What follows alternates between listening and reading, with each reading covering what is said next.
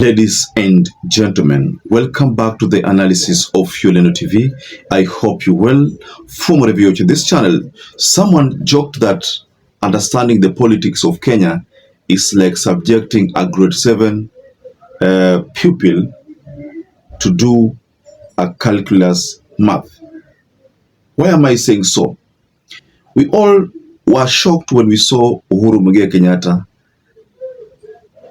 at State House with William Samoei Ruto. In fact, the bromance between the two left so many people wondering whether really Uhuru was with Ruto or was against Ruto.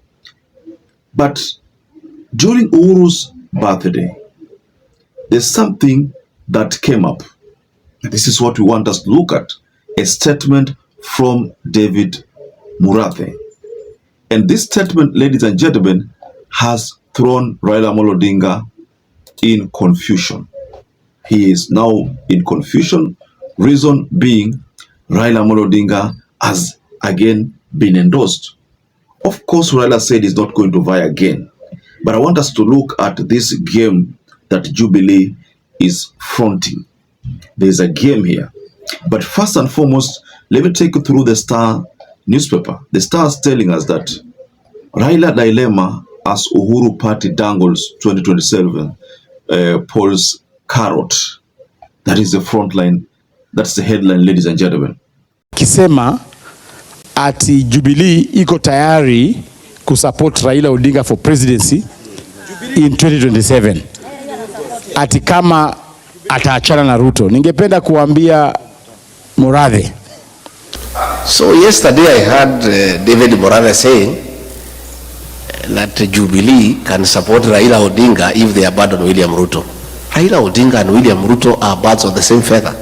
What is Jubilee up to? Because first and foremost, this is David Murathe, the vice chair, telling us this.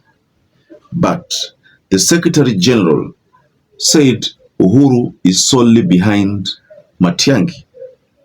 Now, is this a way of trying to send a message to Matiang'i that if you don't accept to be in our party, because Matiang'i has not officially, agreed to vie on a Jubilee ticket. He still has his cards wide open, options still open, and he can as well go for a party from the Kisii land and vie for the presidency. That's also possible. He has a right. He can settle for Jubilee. So is this a way of trying to push Matiang'i to make a hasty decision into picking Jubilee? Because of course if you look at the relationship between Uhuru and Matiang'i and Uhuru and Rigathi Gachagua, hapo kuna shida. It's like Jubilee hawataki kufanya kazi na DCP. That is what from my understanding, Jubilee and DCP are competitors in Mount Kenya. And you've seen the recent statements there. That's why I said understanding the politics of Kenya is like subjecting a grade 7 pupil to do calculus.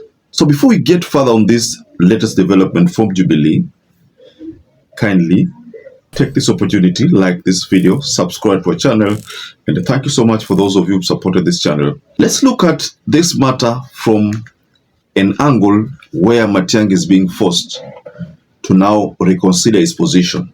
I told you that Matiang'i has not officially accepted Jubilee as a party that is going to vie on. But Matiang'i has engaged Rigathi Gachagua in a lot of political rallies. But there's a day Matiang'i surfaced in an interview and tried to vindicate this regime from certain blames and said that the Ministry of Interior sometimes does not have control over the police. He was trying to send a message to the people that don't blame watu kama Kindiki sana. Don't blame watu kama Murkomen sana, because they don't have total control of what is happening on the ground. That was a message from Matiang'i, and that is the first time I looked at Matiang'i nikaona kama Matiang'i ni kama hawatafanya na Rigathi Gachagua. Now, based on the position that Rigathi Gachagua has been having lately, especially the remarks in US, when he said that kila mtu ataweka kura zake ataleta kura zake kwa table ndio tuamue kwamba ni nani. Akasema kwamba hawezi fanya kazi yote hiyo alafu support tu mtu. Ati sasa mimi na support Matiang'i, na support Kalonzo, na support Eugene tu hivyo hivyo.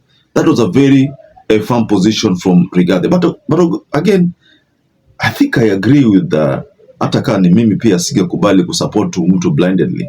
Nimefanya kazi yote, then how do I stand to benefit? It was a very strong message. Now let's get back to the factor, Matiang'i, the factor, because this conversation here, I think, is being directed to Matiang'i. To Matiang'i to consider his alliances, you know, because one thing is that when Rigathi apologized to Kenyatta family, to UHURU, to the like, the Kenyatta family has never responded to him.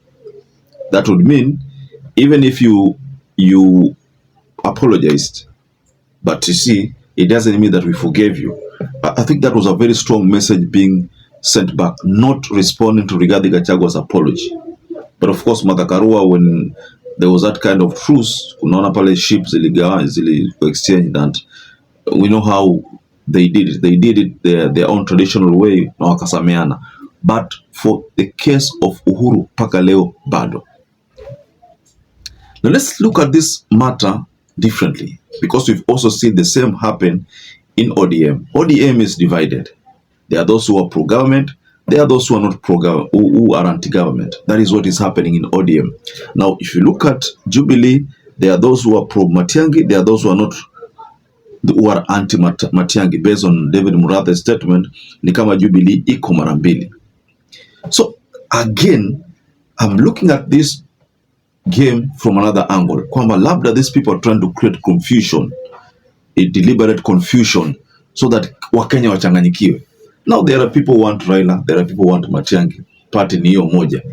In ODM, there are people who want the government, there are people who don't want the government. Party ni hiyo moja. What is happening? And both of these parties were part of Azimio. Now, the statement in the US where Rigathi says lazima atasimama has already sent shockwaves amongst the united opposition. Again, kila mtu ataleta kura zake pale. Rigathi will argue that Matiang'i, you have only 2 counties. This is 2 counties. How can we give you votes?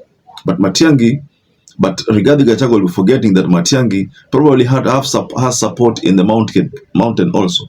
Has support in the Luhyaland, has support in Kisii, has support in Coast, maybe other regions. But he will be looking at the region, because Rigathi Gachagua looks at his region. It's just like the same way he will expect Kalonzo Musyoka to look at his Ukambani. If that is what is to be the case, then most likely the person who's going to carry the day happened Rigathi. And I think Jubilee has noticed that that is what is going to happen and decided to throw some kind of confusion on the air. Ionekane kwamba sasa hapa kwa Matiang'i bado hatujaamua. But the people in Jubilee want Matiang'i to be the person fronted, ladies and gentlemen. So perhaps if you watch this video and you've not subscribed, take 1 second and subscribe, like this video. Till we catch up again, stay safe and stay blessed.